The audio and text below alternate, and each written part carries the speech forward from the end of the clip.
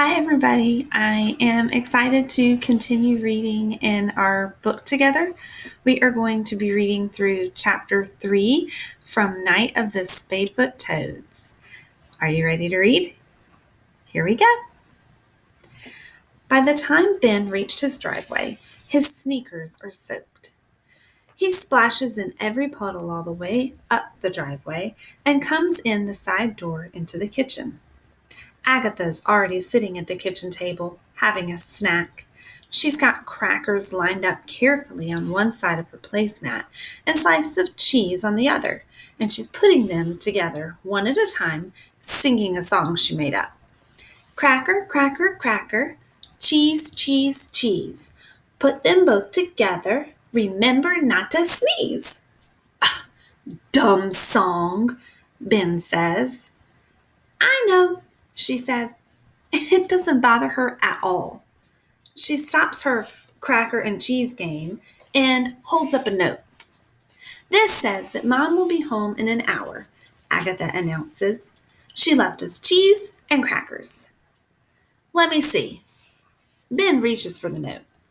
And as he reads it, hoping it will say something about his missing box, no such luck. Nothing but crackers and cheese and to do the chores. Ben tosses his backpack on a kitchen chair and walks through the house, looking to see if the box has arrived. He runs up the stairs to his bedroom. No box there isn't either. The room feels empty and lonely. The walls are bare except for the Boston Red Sox poster his father put up. Ben had always been an Arizona Diamondbacks fan, but his dad had promised to take him to see the Red Sox. Darn, Ben says loudly, wishing somebody was there to hear him. It didn't come. Now he's in a bad mood. He goes back downstairs and heads into the kitchen for his snack. Agatha has finished her snack. She's brushing the cracker crumbs into a pile in the middle of her placemat. Want to play a game? She asks. No, Ben says. He doesn't feel like any kind of a game. Where's the rest of the crackers and the cheese? I ate them. I thought you didn't want any because you went upstairs. Ben groans and opens the cabinet door. He pulls out a box of cereal and pours some in his hand and then wolfs it down dry. Want to watch TV? We're not supposed to on school days, Ben says. You know that. Want to draw pictures? No. Want to say no all the time? Agatha is just trying to be annoying. She has a radar that tells her exactly how to annoy her older brother. What I want is for you to be quiet. For once, he says. I can't. It's impossible. I have to breathe, and breathing makes sound, so I can't be quiet. Maybe you should stop breathing. Well, maybe you're a grouch, Agatha says. Because you're a pest, Ben shouts. He looks at the kitchen window. If it were in Tucson, he'd be outside. But he can't leave Agatha alone, and it's raining anyway. He's trapped. Help! He bellows. I'm trapped in Massachusetts in a house with a dumb sister. I'm trapped with a dumber brother, Agatha yells back. She's having a great time. I may have to hang you up by your feet, Ben mutters. You're not allowed to, Agatha says. Dad said so. Ben turns on the TV. His parents have strict rules about TV during the school week, but he's so annoyed, he doesn't care. Agatha hears it and comes into the room. Hey, she said, you're not supposed to watch TV, and now you're doing it? It's so I don't murder you. Oh, you can't murder me either, Agatha said. It's against the law. She sits down on the floor and stares at the screen. And before Ben knows it, they're both lost in the program. And then his mother is standing in the doorway of the family room. Why is the television on? She asks. Ben turned it on, says Agatha. What's going on here, Ben? His mother asks. You know the rules. I know, he said, but Agatha was driving me crazy. And we can't go outside because it's raining like always. And I couldn't find my box of stuff. Did it come? No, she says. Well, did you call the moving company again? I forgot, his mother says. Mom! Ben can hear the whine in his voice, but he can't help it. I'm sorry, Ben. I'll call them in a minute. Did you have a snack yet? Someone did, Ben says, glaring at Agatha. His mother goes up to the TV set to turn it off, but before she gets there, Ben flicks it off with the remote. Do you have much homework? She asks. Just some dumb math problems, he says. Well, why don't you do it now? I don't feel like it. He gets up from the couch and starts to walk out of the room. Oh, Ben, his mother exclaims, your shoes are all muddy. Well, that's because I live in a rainforest, Ben says.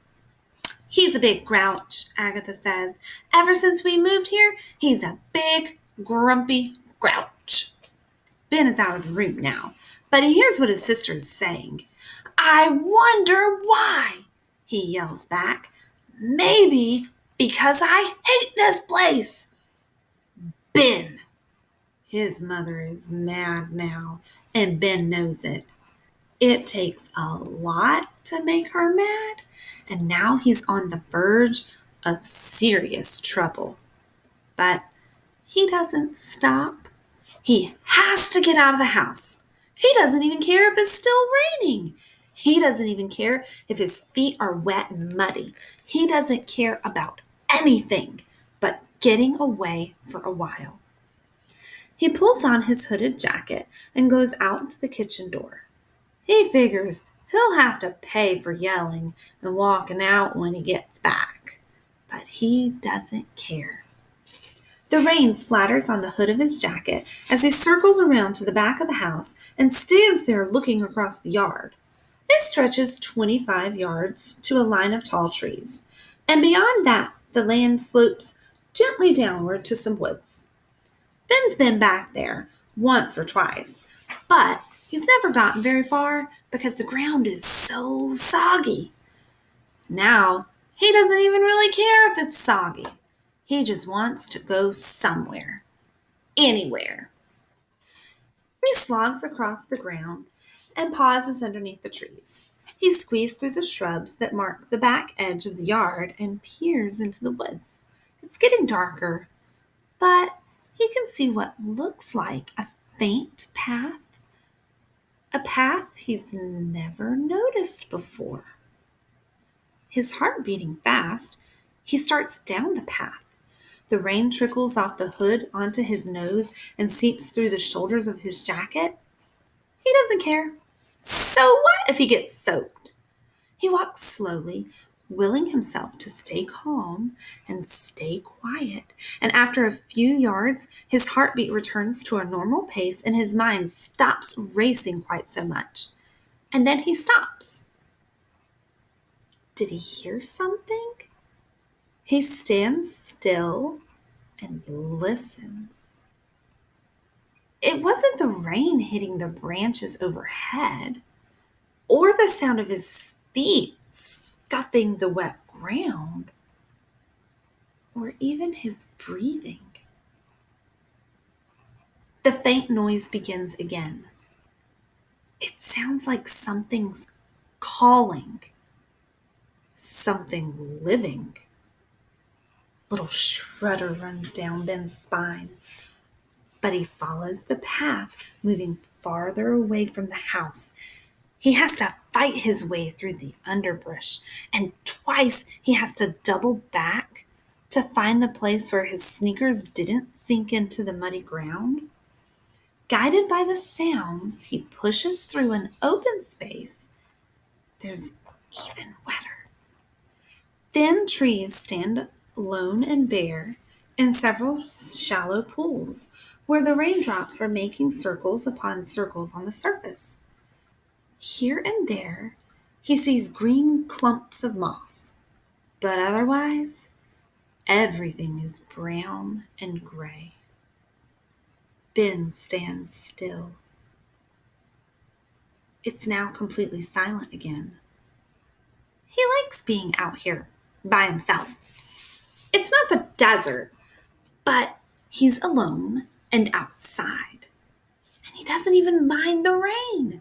His feet are cold and wet, but they'll get dry.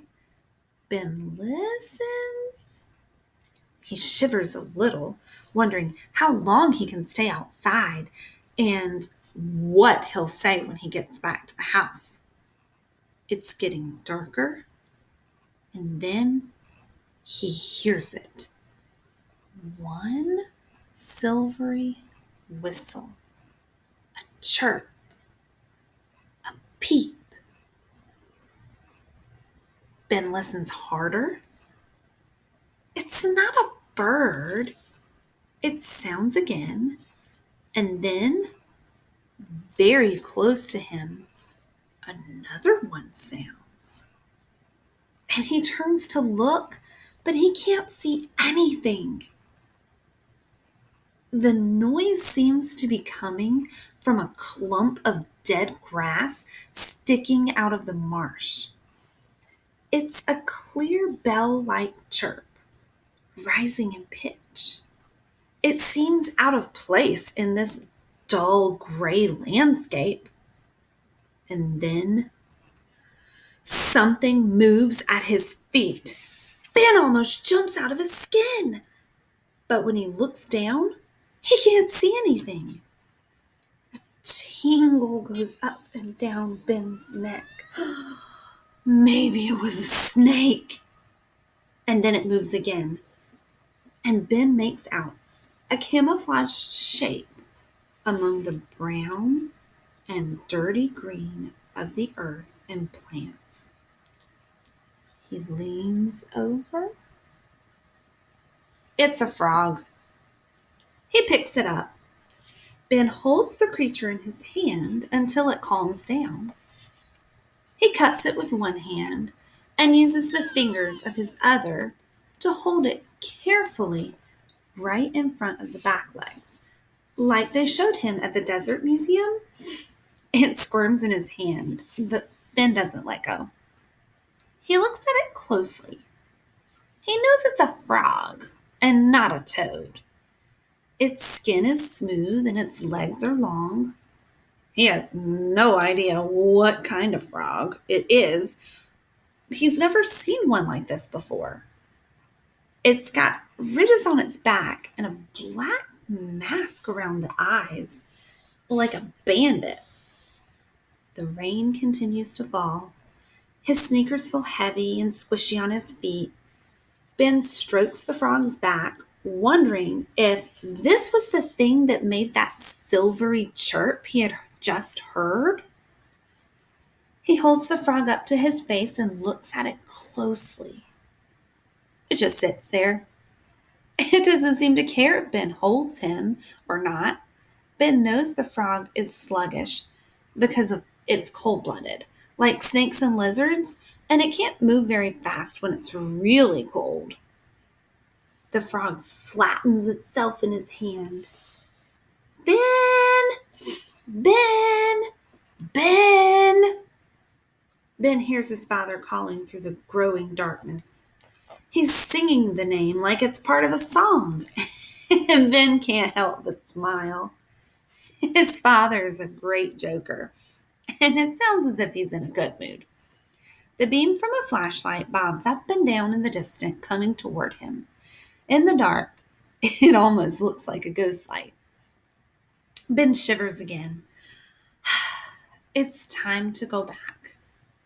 Just as he's getting ready to plop the frog back into the puddle, thinks of Mrs. Tibbets with her long gray hair and her hiking boots.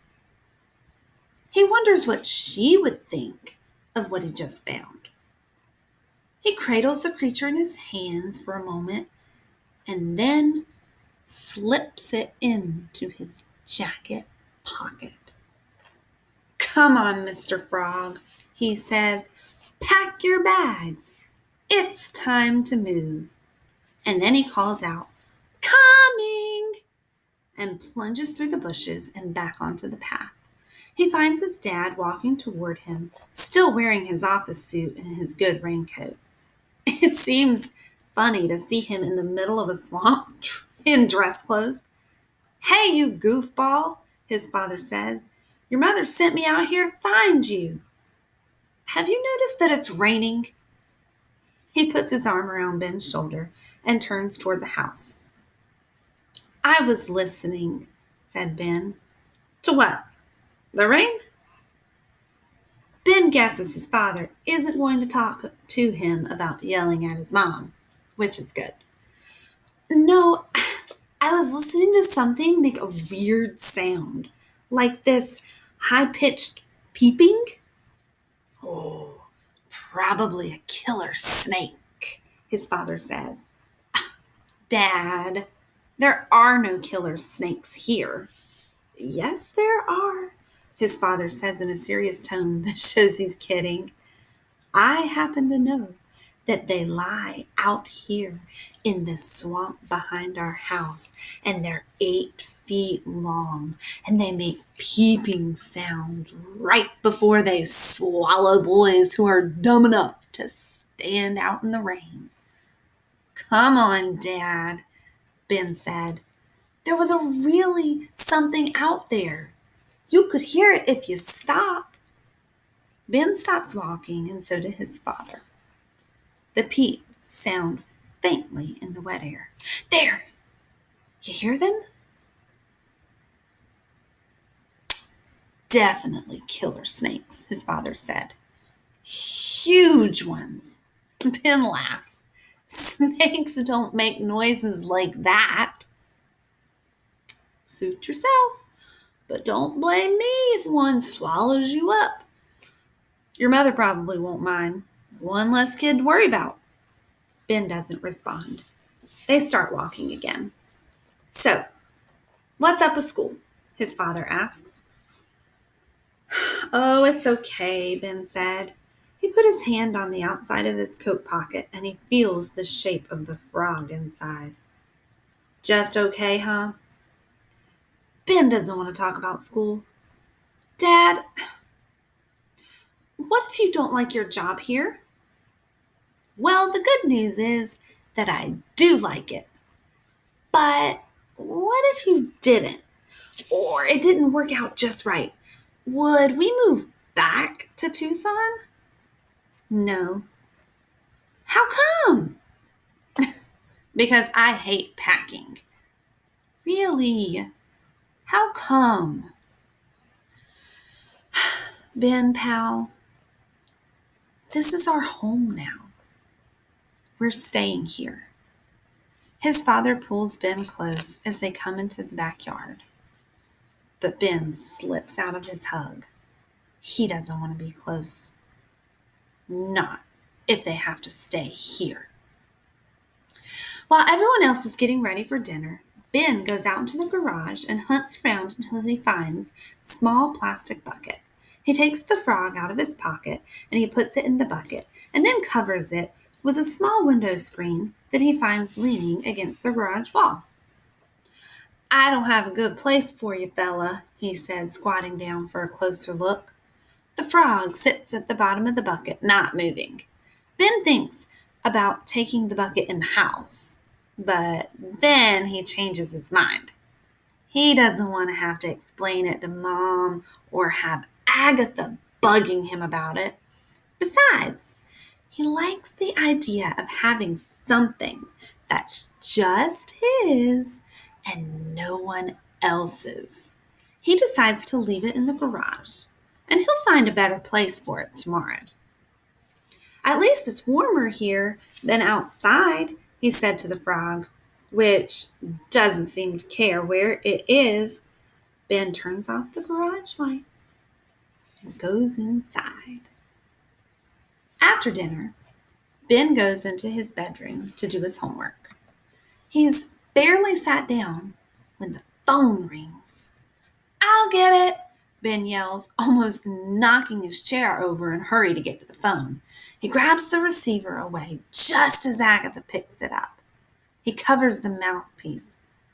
"Life's not fair," he said. She sticks out her tongue, and Ben speaks into the phone. "Hello?" "Hey, Snake Man," says a voice on the other end. Ben laughs. "Toby!" "Wrong, Snake Man. This is Lizard Man."